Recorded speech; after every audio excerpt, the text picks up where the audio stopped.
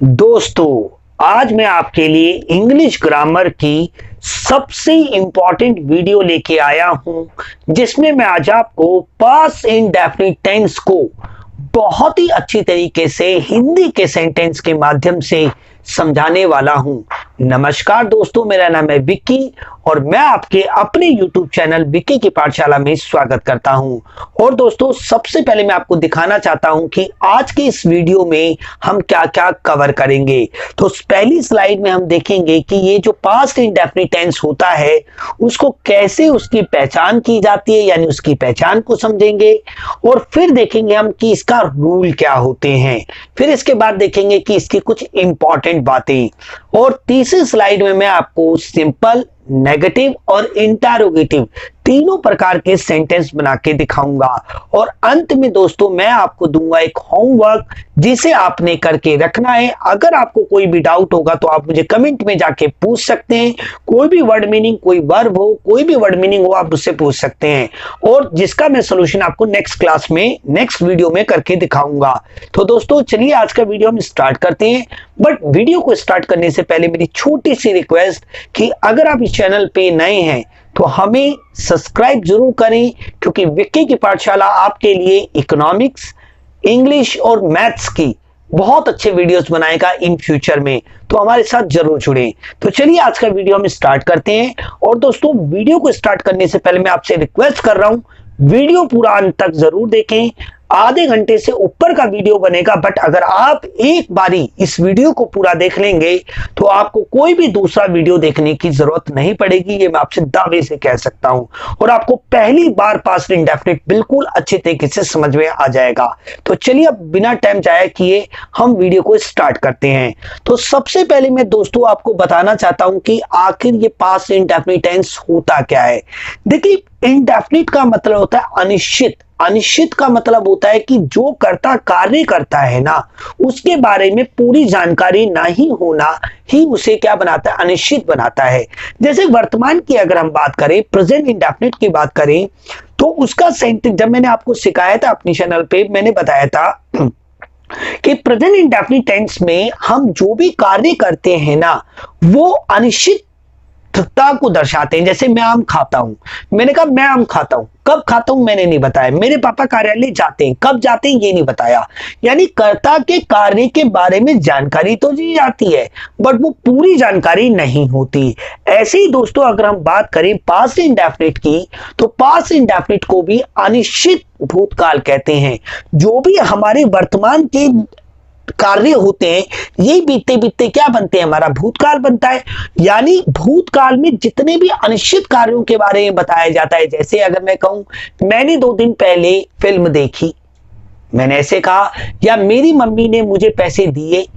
तो यहां पे एक सबसे इंपॉर्टेंट बात, बहुत सारे विद्यार्थियों को एक दिक्कत होती है कि वो इसको पहचान नहीं पाते। क्यों नहीं पहचान पाते? क्योंकि उनके दिमाग में एक बिल्कुल क्लियर कट होता है कि पास्ट का मतलब होता है था, थे, थी, जो कि बिल्कुल ही गलत है दोस्तों। देखिए, एक बात आप मेरी ध्यान दें कि पास्ट इंडेफिनिट टेंस ही एक ऐसा टेंस है जिसमें पास्ट होने के बावजूद हम था, थे, थी का प्रयोग नहीं करते हैं। ऐसा नहीं है कि बिल्कुल नहीं करते हैं, करते हैं 0.5%, बट 99.1% हम इसका प्रयोग नहीं करते हैं। यही बात आपने याद रखनी है। देख सकते हैं कि ये जितने भी हिंदी के सेंटेंस हैं, इनके बाद में कहीं पे भी था, थे, थी नहीं है। क्योंकि दोस्तों इसमें हम हमेशा ऐसे कार्यों की बात करते हैं जो कि एक सामान्य बात होती है। जैसे मैंने नहा लिया, या मैं 2 दिन पहले नहाया, इस तरीके का मैंने कहा। तो देखिए, मैं आपको 1 बाय 1 इसकी पहचान करके बताता हूं। बहुत सारी बुक्स में दे रखा है कि दिया है, किया है, इस टाइप के वर्ड। बट सबसे बेस्ट ये है कि अगर क्रिया के बाद आपको आ से लेकर आना खाली के मात्राएं, जैसे कि आप ये ए देख रहे हैं, मात्राएं, आ का डंडा, ये, या फिर उसके मूल रूप, जैसे कि आप यहाँ पे ए देख रहे हैं, मूल रूप, या तो स्वर की मात्राएं होंगी या फिर स्वर खुद होंगे। बट ये इतनी इंपॉर्टेंट इसकी पहचान नहीं है। बट एक दूसरी पहचान में अगर आपको बताऊं तो देखिए, इसके बाद ना हमेशा कर्ता के बाद 99% आप ऐसा कह सकते हैं कि कर्ता के बाद ना इसमें ने वर्ड आता है। ने, राम ने रावण को मारा, राम ने रावण को मारा। तो देखिए, राम ने रावण को मारा, मारा आ का डंडा है। तो आप इसकी दो तरीके से बात ध्यान दें। बहुत ही सिंपल सी बात बताऊं। पहली बात कि इसमें क्रिया के अंत में या तो हमारे आ से लेकर अणा खाली तक की मात्राएं होती हैं या उनके मूल रूप होते हैं। और दूसरी जो मोस्ट इंपॉर्टेंट बात है कि जो कर्ता होता है ना इस वाक्य का, उसके बाद ने आता है 99%। एक आध बारी नहीं भी आए, बट 99% ने जरूर आएगा। जैसे अगर एग्जांपल में कहूं, मैंने सोमवार को वीडियो बनाई, मैंने, देखो मैं के बाद ने आया है, तो जिससे आपको पता लग गया कि ये तो पास्ट इंडेफिनिट का है। इसमें आपने याद रखनी है मेरी बात, था थे थी का प्रयोग नहीं किया जाता। अगर आप था थे थी का प्रयोग करेंगे तो फिर आप पास्ट इंडेफिनिट सीख ही नहीं पाएंगे। तो चलिए अब हम एक एक करके मैं आपको ये पांचों सेंटेंस बना के दिखाता हूं, जिससे आपका कॉन्फिडेंस बिल्ड होगा। तो देखिए, अब मैं इसके रूल की बात करूंगा, बट पहले मैं आपको, जानते हैं आप मुझे, कि पहले हम पूरे एक सेंटेंस में से कर्ता, कर्म, क्रिया ढूंढेंगे, फिर उसकी पहचान करेंगे और फिर बाद में दोस्तों हम तीसरे स्टेप में रूल का प्रयोग करके हम वाक्य का सेंटेंस को इंग्लिश में ट्रांसलेट कर देंगे। तो देखिए, तुमने कल सदर से फोन खरीदा, सबसे पहले कर्ता ढूंढना है। किसने? तुमने। इसमें ना जो कर्ता मिलेगा ना वो कौन कहने से नहीं मिलेगा, किसने कहने से मिलेगा। तो किसने कल सदर से फोन खरीदा? तुमने। ऑब्जेक्ट ढूंढना है। तुमने कल सदर से क्या खरीदा? फोन खरीदा, ये हमारा ऑब्जेक्ट हो गया। खरीदना, खरीदना, देखिए इस ना के खरीदना, देखिए दोस्तों मैं अगर इसका मूल रूप लिखूं खरीदना, इस ना की जगह पे आप देख सकते हैं आ का डंडा आया है, पहली पहचान। और दूसरी पहचान दोस्तों आप देख सकते हैं कि कर्ता के बाद ने आया है। तो दो तरीके से आप इसे पहचान सकते हैं। तो ये क्लियर होगी आपको बात। अब हमने सबसे पहले सब्जेक्ट ढूंढ लिया, ऑब्जेक्ट ढूंढ लिया, वर्ब ढूंढ ली, उसको पहचान भी लिया। और देखिए दोस्तों, ये जो कल सदर से, ये है हमारा remaining part of this sentence यानी एक्स्ट्रा। अब मैं इस सेंटेंस को इंग्लिश में बनाना चाहता हूं, तो मुझे यहाँ पे नहीं दिख रहा है। क्या नहीं दिख रहा है? यानी ये सिंपल यानी एफर्मेटिव सेंटेंस है। तो एफर्मेटिव सेंटेंस के लिए हम बनाएंगे पहला रूल, नेगेटिव के लिए दूसरा रूल लगेगा और इंटरोगेटिव के लिए तीसरा रूल लगेगा। तो हम अभी सिंपल के बारे में बात करते हैं। तो नंबर 1 पे हमें लिखना है सब्जेक्ट, नंबर 2 पे हमें लिखना है second form of the verb. Important बात दोस्तों, प्रेजेंट इंडेफिनिट में वर्ब की फर्स्ट फॉर्म का प्रयोग होता है, जबकि पास्ट इंडेफिनिट में हम वर्ब की सेकंड फॉर्म का प्रयोग करते हैं। यह बात आपने सबसे ज्यादा ध्यान देनी है। फिर उसके बाद दोस्तों हम क्या लिखते हैं, तीसरे नंबर पे ऑब्जेक्ट और चौथे नंबर पे हम remaining part of this sentence लिख सकते हैं। कितना बड़ा भी सेंटेंस हो, जो सेंटेंस का स्ट्रक्चर होगा वो यही होगा। सबसे पहले सब्जेक्ट, फिर सेकंड फॉर्म, फिर ऑब्जेक्ट और फिर एक्स्ट्रा। तो बना के दिखाते हैं। इस सब्जेक्ट में, इसमें कर्ता कौन है? तुम या तुमने। ये हमारा कर्ता है तो हम क्या लिखेंगे? यू लिखेंगे। वाई हमारा कैपिटल होना चाहिए, याद रखें आप। फिर वर्ब की सेकंड फॉर्म, खरीदने को हम बोलते हैं बाय, उसकी सेकंड फॉर्म होती है बाउट। ध्यान दें, सेकंड फॉर्म क्या होती है दोस्तों? बाउट होती है, यू बाउट। फिर वर्ब की फिर आएगा हमारा ऑब्जेक्ट। ऑब्जेक्ट क्या है हमारा? क्या खरीदा? फोन खरीदा। तो मैंने यहां पे लिखा यू बाउट फोन। अब देखिए फोन क्या है? एक नाउन है, क्योंकि एक वस्तु का नाम है ये। अब नाउन है तो उसको गिना भी जा सकता और नहीं भी गिना जा सकता। तो यानी काउंटेबल नाउन होती है और एक अनकाउंटेबल नाउन होती है। तो ये काउंटेबल नाउन है तो इसलिए हम इसके आगे ए लगा सकते हैं, आर्टिकल। ए और एन का प्रयोग हम नाउन के साथ करते हैं, बट याद रखें कौन सी नाउन के साथ? काउंटेबल नाउन के साथ। और काउंटेबल नाउन में भी दो प्रकार की हो जाएगी, एक सिंगुलर और एक प्लूरल, यानी एक वचन और एक बहुवचन। हमें इसे काउंटेबल सिंगुलर नाउन के साथ ही हम ए और एन का प्रयोग कर सकते हैं। तो मैंने लिखा है यहां पे sentence, you bought a phone, phone. अब देखिए सदर से हमारा सब्जेक्ट हो गया, वर्ब की फर्स्ट सेकंड फॉर्म लिख दी, वर्ब ऑब्जेक्ट लिख दिया। अब हमें एक्स्ट्रा लिखना है, यानी remaining part of the sentence लिखना है। तो दोस्तों ये देखिए, सदर से, ये जो से है ना, ये एक संबंध बोधक है, प्रेपोजिशन है। क्योंकि फोन का तुमने से, फोन तुमने, यानी ये जो हमारा प्रोनाउन है, ये हमारा नाउन है, इसका सदर से क्या रिलेशन है ये बता रहा है से। तो से हमारा हो गया संबंध बोधक यानी प्रेपोजिशन। अब दोस्तों इस से के लिए कुछ फिक्स नहीं होता कि सिंस आएगा, फोर आएगा, फ्रॉम आएगा, डिपेंड करता है कि उसका ऑब्जेक्ट क्या है। तो ऑब्जेक्ट है सदर, जो कि इस फोन का क्या है, सोर्स बता रहा है, स्रोत बता रहा है। तो हमेशा सोर्स के लिए, स्रोत के लिए हम हमेशा क्या लगाते हैं, फ्रॉम लगाते हैं। तो you bought a phone from Sadar, मैंने लिखा फ्रॉम सदर, मैंने ये लिखा।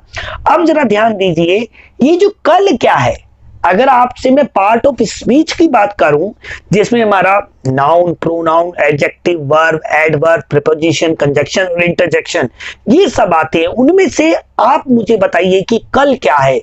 कमेंट में आप मुझे बताएं, या मैं भी आपको बता ही देता हूं कि कल हमारा एक एडवर्ब है। और एडवर्ब में भी अगर बात करें तो एडवर्ब ऑफ टाइम है, क्योंकि ये खरीदने के समय को बता रहा है, और जो क्रिया की विशेषता को बताता है उसे हम एडवर्ब कहते हैं दोस्तों। तो you bought a phone from Sadar yesterday, बीते हुए कल को दोस्तों हम कहते हैं यस्टरडे।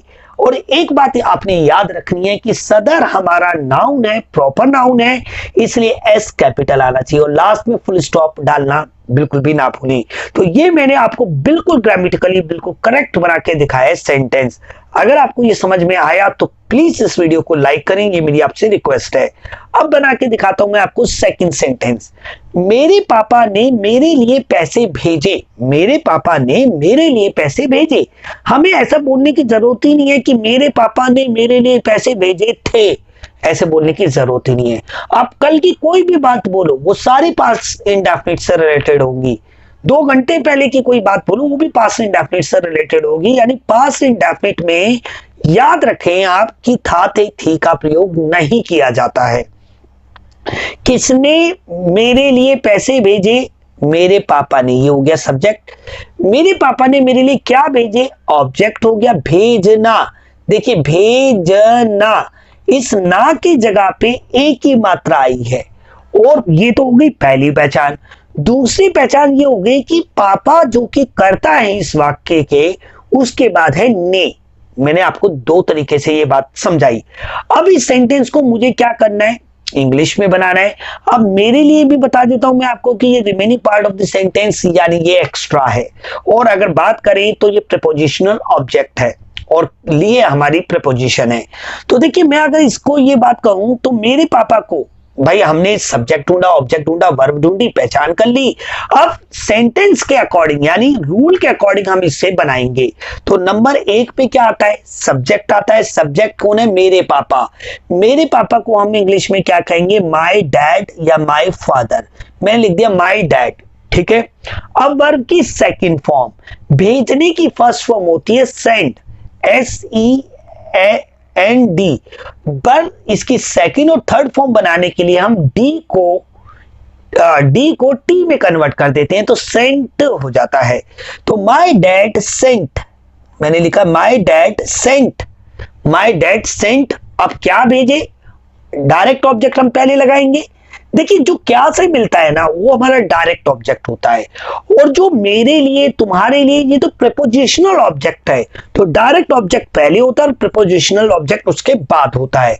तो माय डैड सेंट मनी, मेरे लिए। अब देखिए के लिए हम क्या लगाते हैं, फॉर लगाते हैं, और मेरे यहाँ पे वाक्य का कर्ता तो नहीं है, ना ही इसका किसी के साथ संबंध है, तो ये होता है ऑब्जेक्टिव केस, इसलिए हम क्या लगाएंगे, मी लगाएंगे दोस्तों। My dad sent money for me. Clear है, बहुत ही सिंपल सी बात।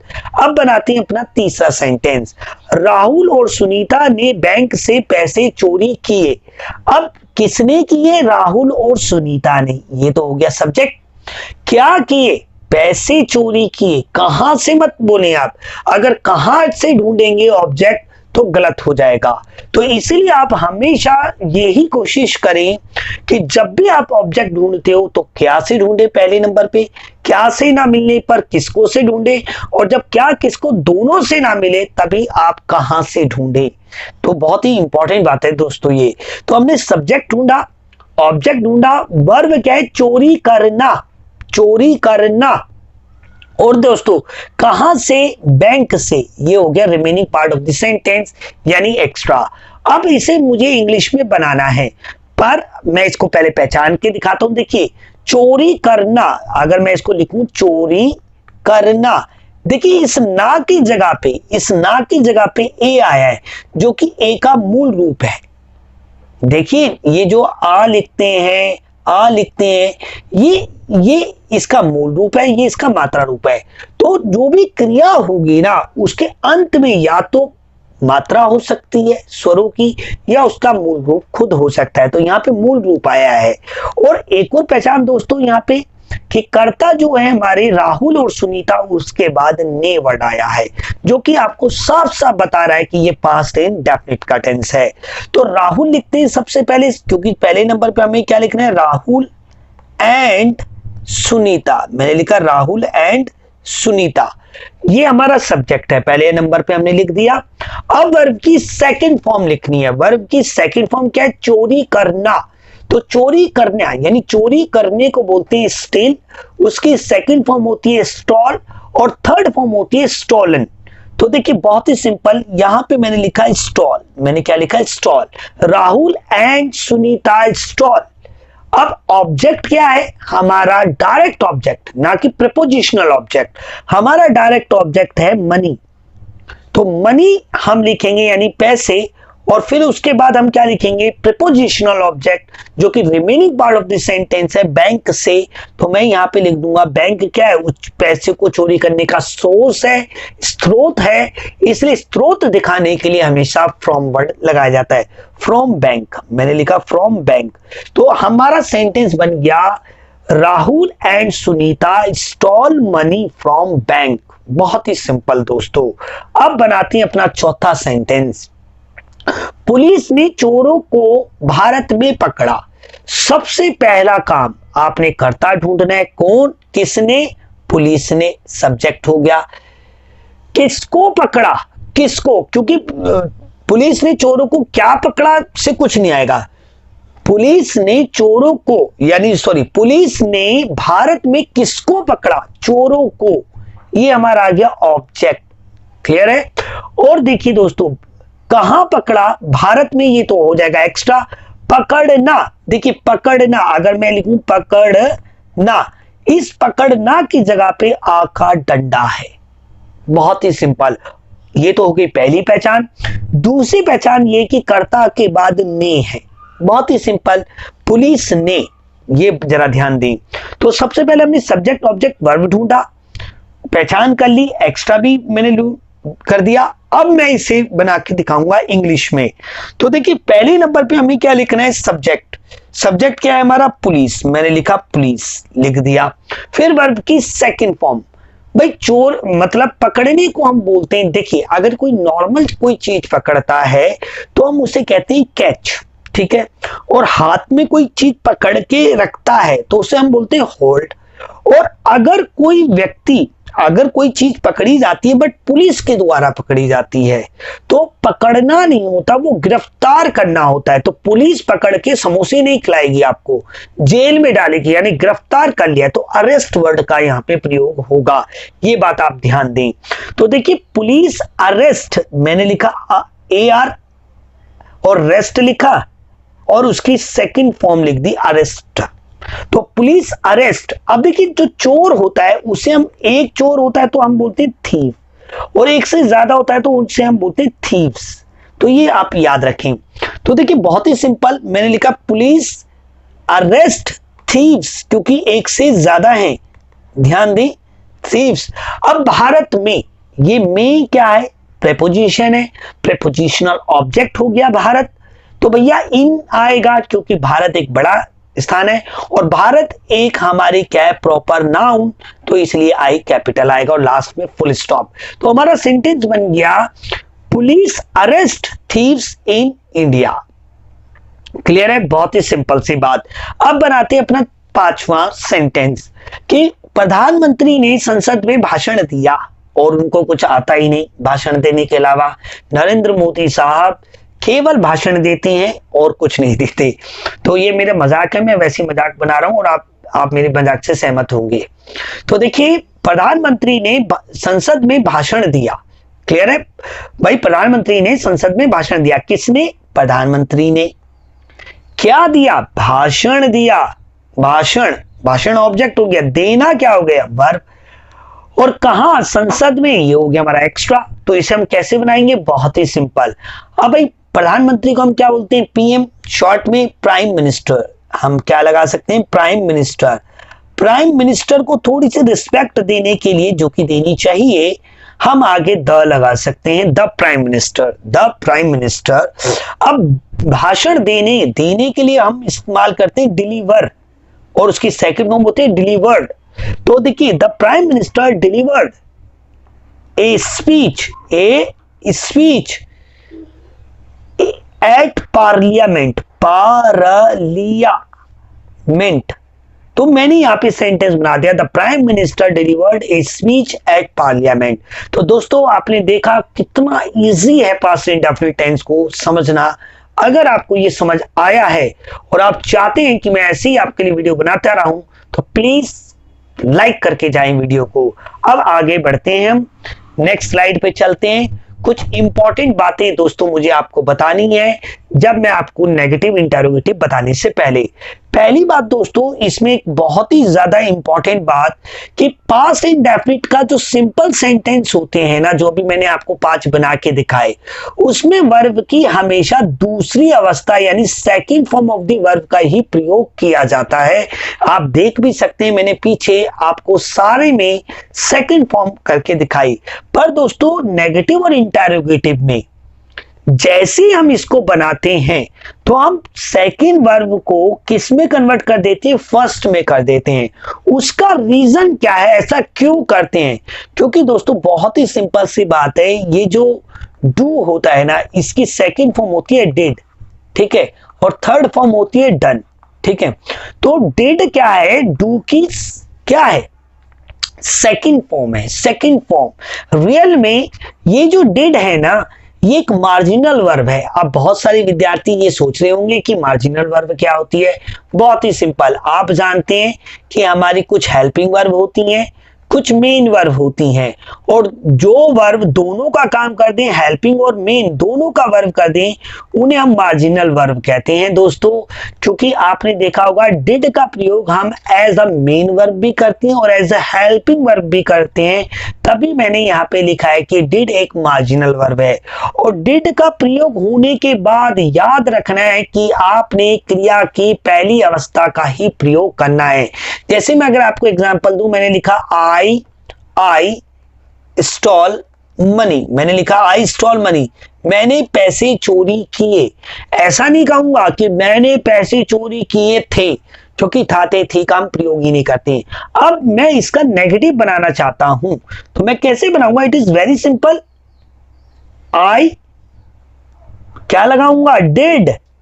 क्योंकि जैसे हम प्रेजेंट इंडेफिनिट में नेगेटिव बनाने के लिए डू और डज का प्रयोग करते हैं, ठीक वैसे ही हम पास्ट इंडेफिनिट के लिए डिड का प्रयोग करते हैं। याद रखें आप, क्योंकि इसके सिंपल सेंटेंस में हेल्पिंग वर्ब नहीं है, यानी स्टेटिव वर्ब नहीं है, तो हमें डिड का प्रयोग करना पड़ता है। I did not.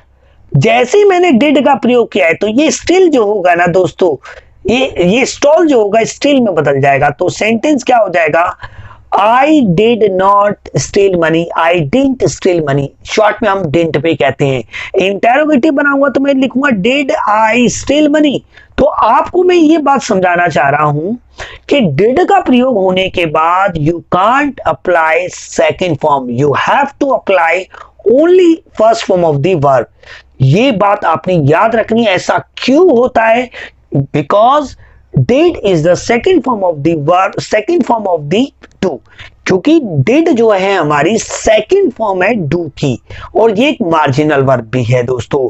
जब हम एक बारी डिड का प्रयोग कर लेते हैं जो कि ऑलरेडी एक सेकंड फॉर्म है डू की, इसलिए हम उसके बाद फर्स्ट फॉर्म का प्रयोग करते हैं दोस्तों।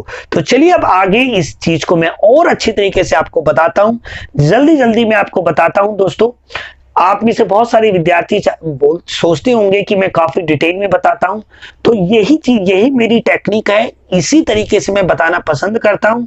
और अगर आप कुछ सीखना चाहते हैं तो दोस्तों आपको अपना टाइम तो देना ही पड़ेगा। तो देखिए वन बाय वन मैं आपको इसके नेगेटिव और इंटेरोगेटिव बना के दिखाता हूं। तुमने कल सदर से फोन खरीदा, कैसे बनाया था? यू बाउट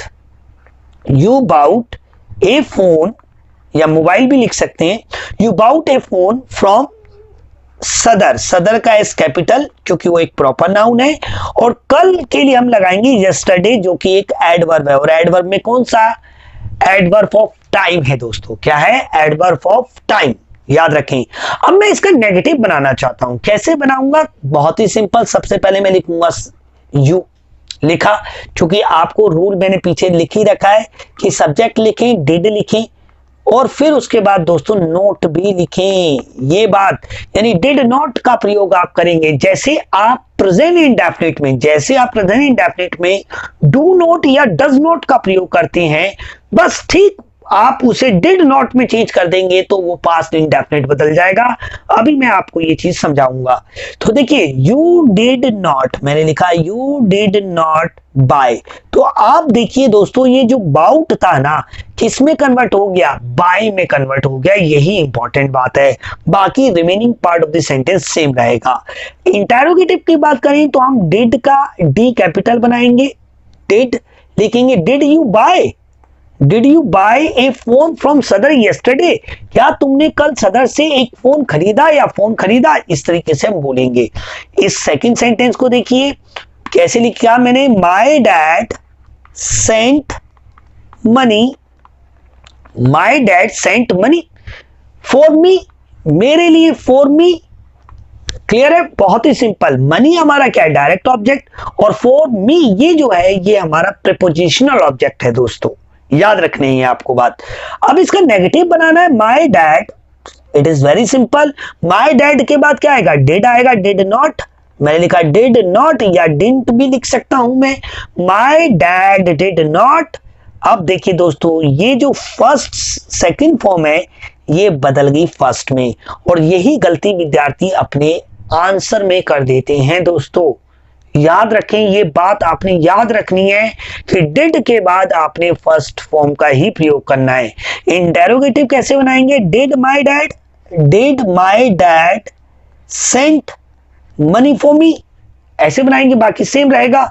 तीसरे सेंटेंस को देखें तो मैंने बनाया था Rahul and Sunita stall money from bank. याद रखना है आपने से के लिए फ्रॉम का प्रयोग तभी करना है जब वो से उस चीज का सोर्स बता रहा हो, यानी उसका स्रोत बता रहा हो। स्रोत नहीं समझ आता तो मैं आपको समझा देता हूं। आप बताइए हमें पानी कहां कहां से प्राप्त होता है? भाई वर्षा से पानी प्राप्त होता है, भाई हमें समुद्रों से पानी मिलता है, हमारे घर के नल से, हैंडपंप से। तो ये पानी के क्या हो गए? सोर्स हो गए। तो हमेशा सोर्स के लिए हमेशा से का प्रयोग किया जाता है दोस्तों, याद रखें आप ये बात। अब इसका नेगेटिव बनाना है तो कैसे बनाएंगे? Rahul and Sunita did not या didn't. Rahul and Sunita did not steal. अब देखिए दोस्तों ये हो जाएगा steal money from bank yesterday, मतलब जो भी आगे। तो देखिए आपने याद यही रखना है। अब इसका इंटेरोगेटिव बनाए तो did Rahul and Sunita steel money from bank, बाकी same.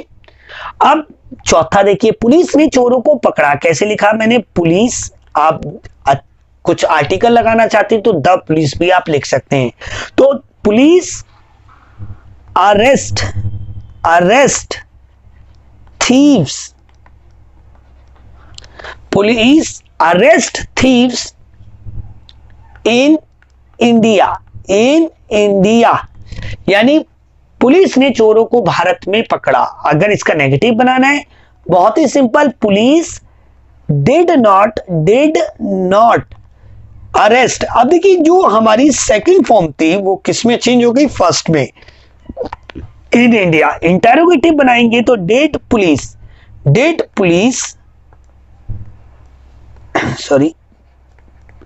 Police arrest thieves in India, बाकी सेम लिख दें आप। अब भाई ये हमारे प्रधानमंत्री मोदी साहब आ गए तो इनका भाषण देना है, इनको दिलवा देते हैं भाषण। The PM delivered a speech at parliament.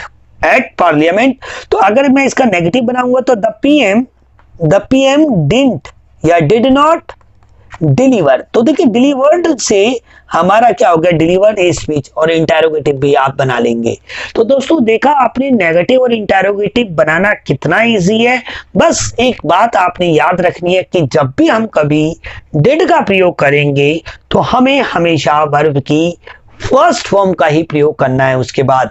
और दोस्तों अब ये है आपके लिए कुछ होमवर्क जो कि मैंने आपके लिए लिखे हैं यहाँ पे।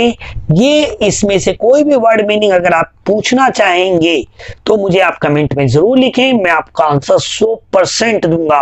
और दोस्तों मेरी आपसे रिक्वेस्ट कि इस वीडियो को आप ज्यादा से ज्यादा अपने फ्रेंड सर्कल को शेयर करें और अपने स्कूल का जो व्हाट्सएप ग्रुप बना रखा है आपके टीचर्स ने वहां पे शेयर करें, जिससे मुझे भी फायदा हो। तो मिलते हैं दोस्तों अगली वीडियो में। जय हिंद, जय भारत।